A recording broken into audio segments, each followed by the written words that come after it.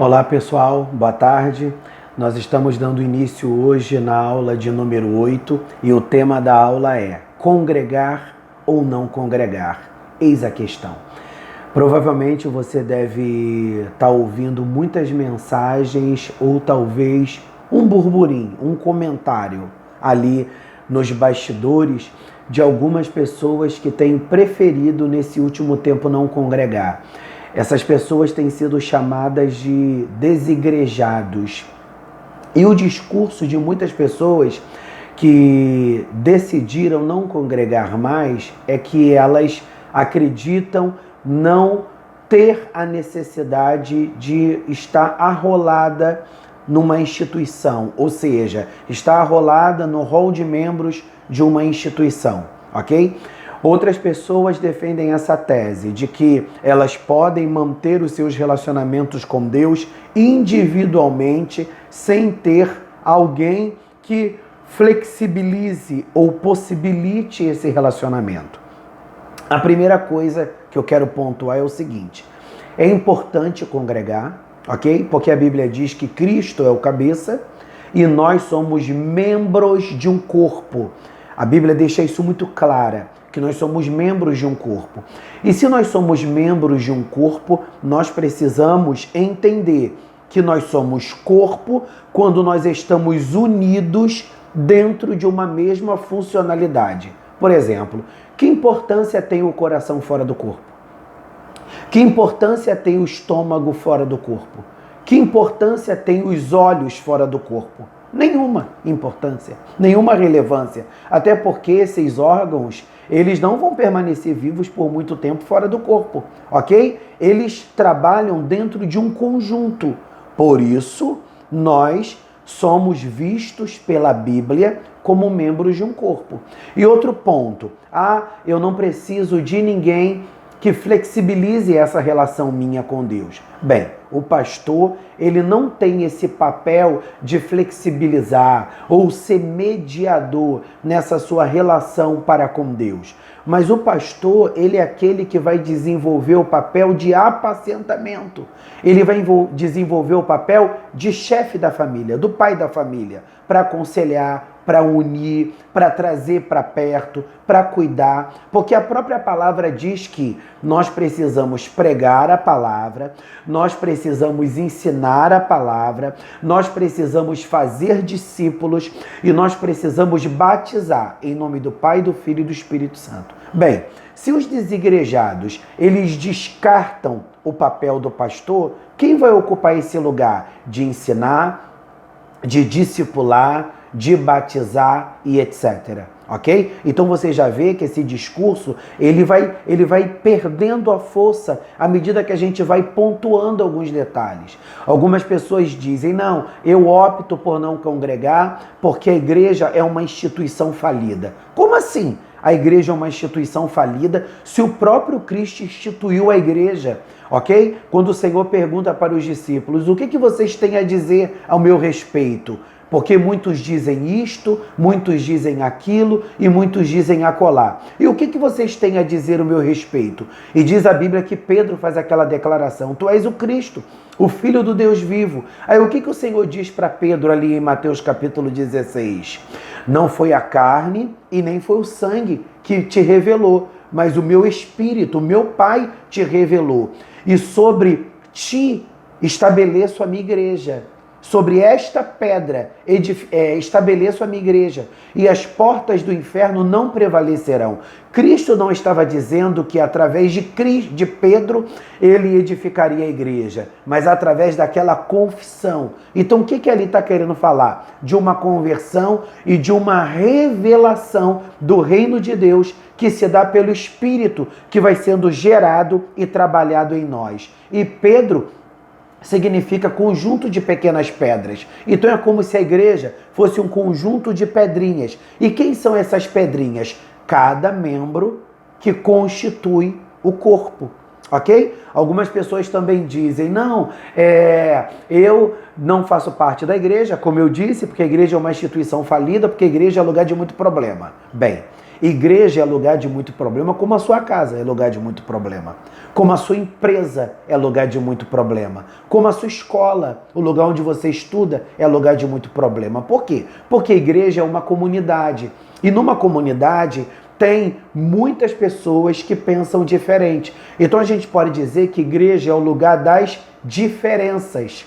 Ok? Então é óbvio que aonde tem muitas diferenças vai ter muitos problemas, mas a palavra ela norteia nossas relações. Então se a gente buscar aplicar a palavra, ok? A palavra ela vai nortear as nossas relações e aquilo que é da ordem do insuportável, intolerável, aquilo vai ser tratado. Uma vez eu ouvi de um líder, e eu acho essa fala muito clássica e muito poderosa, que nós somos lixas, um na vida do outro. Então eu aprendo com você, você aprende comigo. Eu lixo você e você me lixa. Porque a Bíblia diz que a gente não tem que tolerar os nossos irmãos, que a gente não tem que ser sábio nas nossas relações, sendo pacificadores. Então, como é que eu vou aprender a me relacionar me isolando? O entendimento que eu tenho é que alguém que deseja se isolar, alguém que deseja não congregar, é alguém que não quer estar debaixo de orientação, ok? Porque se acha autossuficiente, ok? E acha que consegue dar conta, ok, de tudo, e de uma certa maneira não quer se permitir ser tratado. E eu também vejo nisso uma estratégia do maligno, ok? Porque se a palavra diz, se o próprio Jesus diz, olha, eu quero que vocês caminhem de 2 em 2, o cordão de 3 dobras é mais difícil de se arrebentar. Então Deus está falando da importância da unidade. Então se Satanás ele está atacando para que eu me separe, para que eu me isole, é porque, de uma certa maneira, ele está querendo me tragar. Então, abre teu olho, meu irmão. Congregar ou não congregar, eis a questão. Congregar é a questão, ok? E você precisa congregar. Pense nisso, ok? Eu quero deixar um versículo para sua meditação, entre outros que eu vou deixar. Colossenses capítulo 1, versículo 18. Olha o que diz. E ele é a cabeça do corpo da igreja. É o princípio e o primogênito dentre os mortos, para que em tudo tenha preeminência. Então, o que Paulo, escrevendo para a igreja que havia em Colosso, aos colossenses, ele diz, Cristo é o cabeça e ele precisa ter preeminência. Ou seja, nós não podemos nos deixar ser manipulado ou seduzido por um discurso que queira tirar Cristo do centro. Não, Cristo tem que ser o centro. Então bota uma coisa na sua cabeça. Quem é o cabeça é Cristo, ok? E Cristo se revela a nós através da sua palavra. E o seu Espírito nos faz compreender que a palavra não é um livro que precisa ser atualizado por alguns acreditarem ser a Bíblia um livro ultrapassado. Não, a Bíblia é a infalível, é a inerrante palavra de Deus. Eu quero deixar um outro texto aqui, como eu anotei. 1 Coríntios, ok? Também tem uma revelação muito interessante para o nosso coração. 1 Coríntios, capítulo 12, a partir do versículo 12 ao 14. Olha só. Porque, assim como o corpo é um e tem muitos membros, e todos os membros, sendo muitos, são um só corpo, assim é Cristo também. Ou seja, quando a gente olha para o mistério da triunidade, nós vemos o Deus Pai, o Deus Filho, o Deus Espírito Santo, ok? Sendo um só, mas agindo com personalidades distintas ao longo da história. Então o que a gente vê? Na triunidade uma sintonia, uma orquestração. A igreja, quando ela se divide, ela se torna fraca. Quando a igreja ela se une, ela se torna invencível. Aí o versículo 13.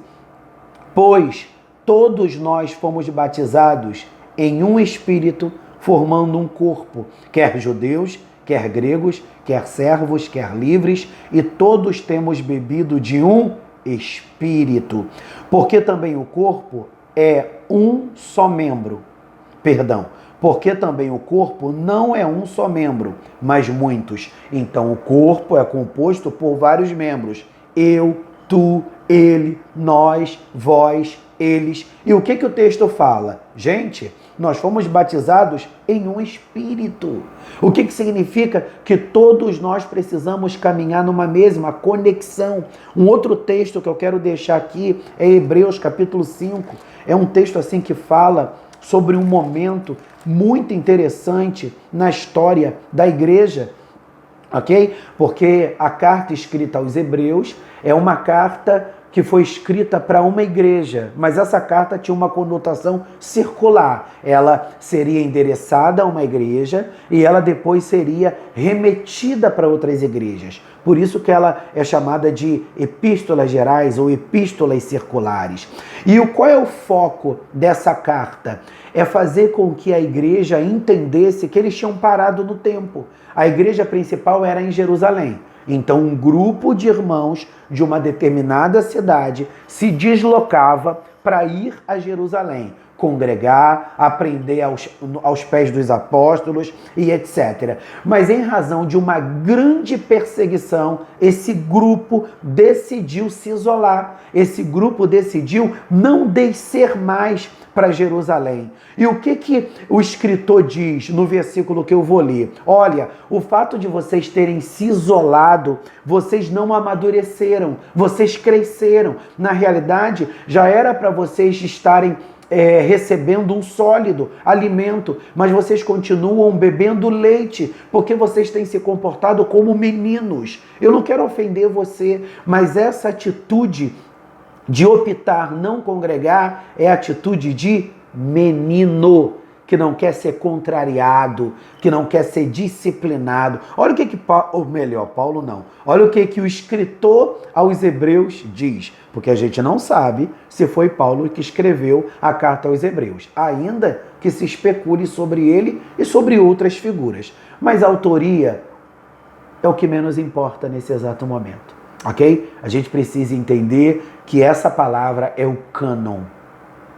Vamos lá? Hebreus capítulo 5, versículos 12 ao 14. Diz assim: porque, devendo já ser mestres pelo tempo, ainda necessitais de que vos torne a ensinar quais sejam os primeiros rudimentos das palavras de Deus, e vos haveis feito tais que necessitais de leite e não de sólido alimento. Ou seja, eles haviam se distanciado do corpo. Então é como se eles tivessem parado no tempo.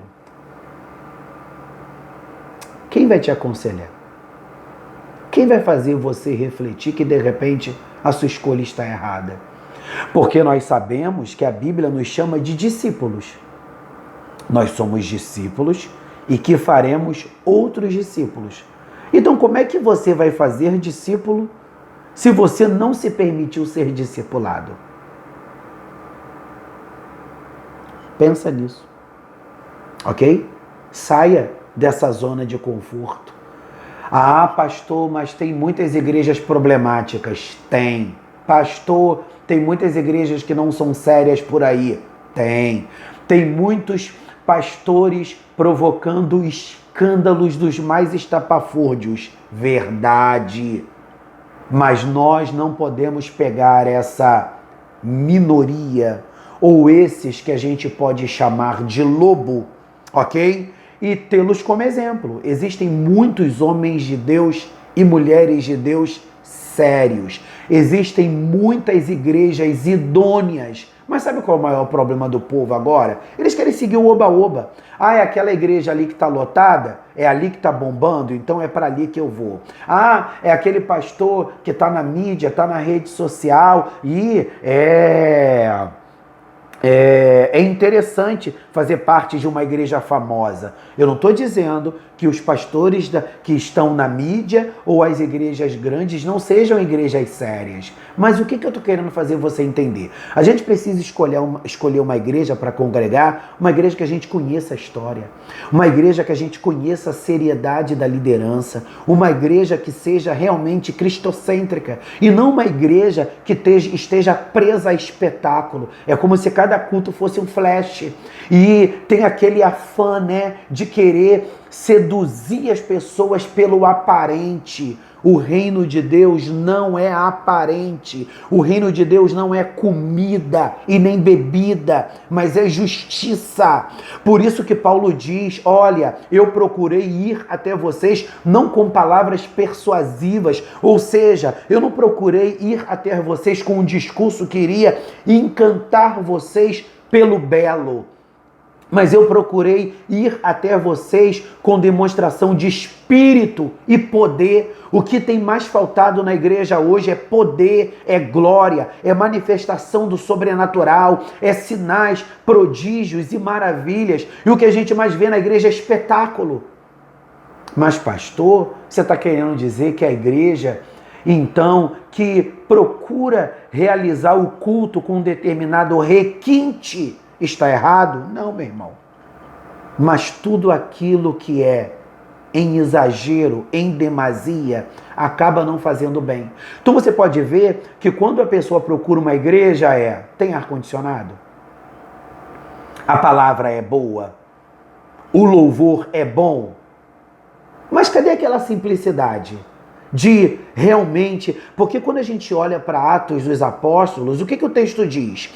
Que a cada dia, Atos dos Apóstolos capítulo 2, que a cada dia o Senhor acrescentava aquele que haveria de se salvar. Mas por quê?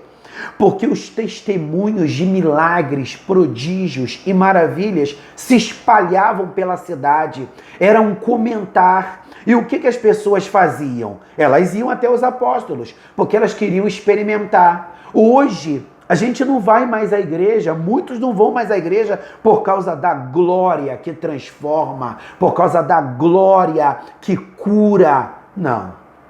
Eles vão para a igreja, aquela igreja ali é bonita, então eu vou. Aquela igreja ali tem uma fotografia bonita, então eu vou. Meu irmão, para de ficar preso ao aparente. Vamos voltar à simplicidade. Vamos voltar à pureza. Eu não estou querendo fazer aqui, levantar a bandeira de que toda igreja pequena e toda igreja simples é cheia da glória de Deus. Não, tem muita igreja pequena, simples e problemática em demasia. Mas seja mais requintado no sentido de escolher uma igreja. Não vai muito pelo aparente. Ok? Porque, irmãos, a gente conhece uma árvore pelos frutos e ninguém consegue sustentar o que não é por muito tempo. Então, procure saber, ok? Como é que é essa igreja que você está frequentando, em que circunstâncias ela foi levantada. E eu tenho certeza que isso vai colaborar para que muitos dos problemas que você vem tendo, você deixe de ter. Porque ainda que você não concorde, mas à luz da palavra de Deus, não congregar é um equívoco. Congregar é o sensato. Eu quero deixar um outro texto aqui, ok? A gente vai... Não, minto. Vamos ainda bater nessa tecla de 1 Coríntios, que eu ainda não li todos os versículos de 1 Coríntios capítulo 12, ok? Aí eu li até o versículo, mas eu quero ler também o versículo 15. Se o pé disser, por que não sou mão? Não sou do corpo? Não será por isso do corpo? Pensa nisso. Então, como a gente leu lá em Hebreus, ao invés de você se isolar, se aproxime. E eu quero deixar um outro texto, ok? Vamos lá para Hebreus. Hebreus está sendo uma das fontes que a gente está mais bebendo nessa aula de número 8. Congregar ou não congregar? Eis a questão. Eu só quero dar uma resposta aqui em cima de algo que eu já falei lá no início. Hebreus capítulo 10, versículo 25.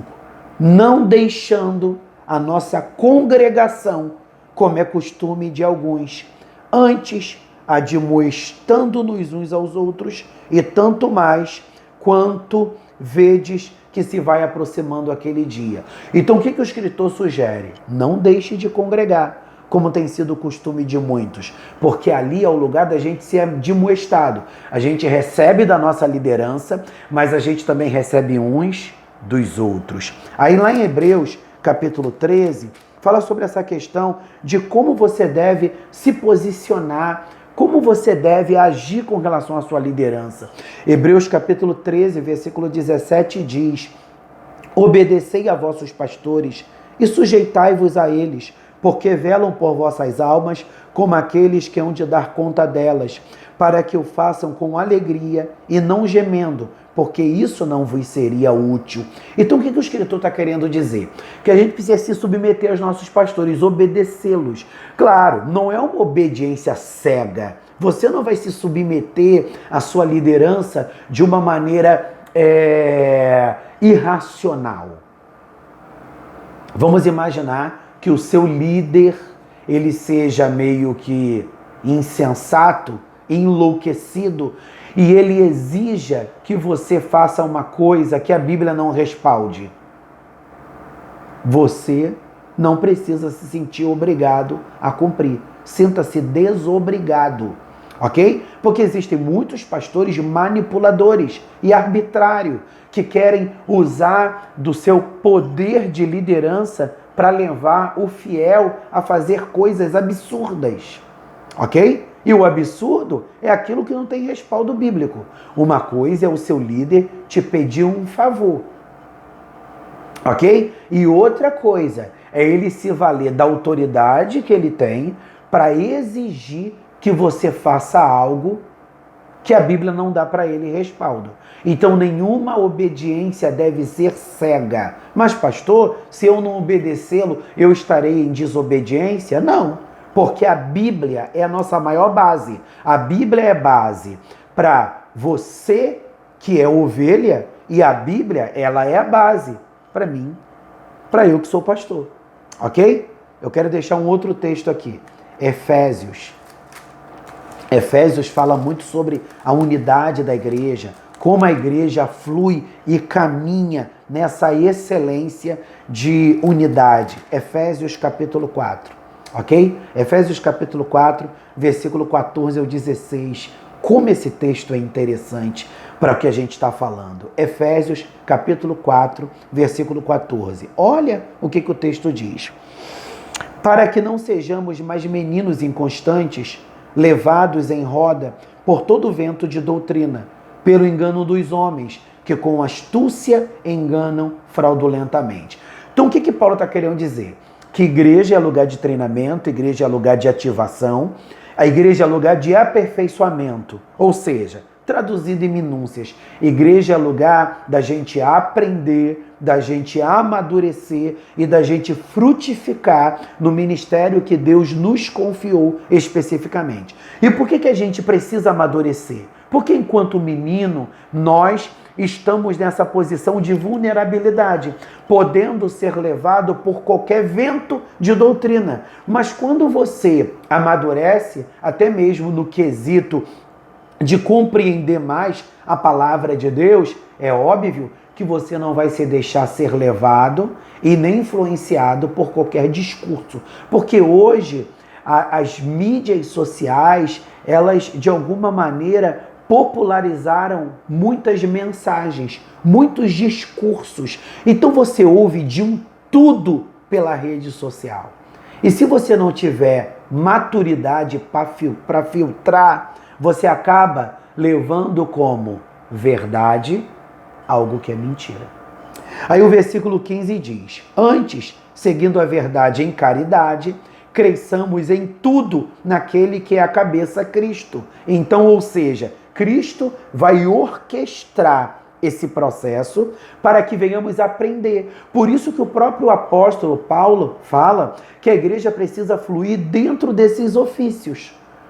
O apóstolo, a igreja tem que ter essa visão do envio, a igreja precisa caminhar nessa direção profética, que é a revelação, que é o esclarecimento, ok? Daquilo que ainda não está muito claro, mas não é uma nova revelação não, ok? Por favor. Então o profético, ele vai trazer luz para aquilo que não está claro. A igreja precisa caminhar no profético, no mover, nos dons espirituais. Aí Paulo fala sobre que além do apóstolo, do profeta, tem um evangelista, a igreja precisa ter visão de campo, a visão de conquistar almas, a igreja precisa caminhar no pastoral, ou seja, a igreja precisa ter visão de cuidado, a igreja precisa caminhar na visão do ensinamento, ok? Que é o ofício mestral. Então olha como é que a igreja, ela precisa ter esses braços. E quem vai ser o canal? Eu e você.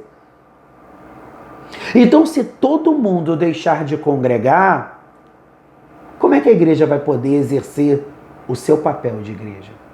Igreja não é um projeto criado por homens.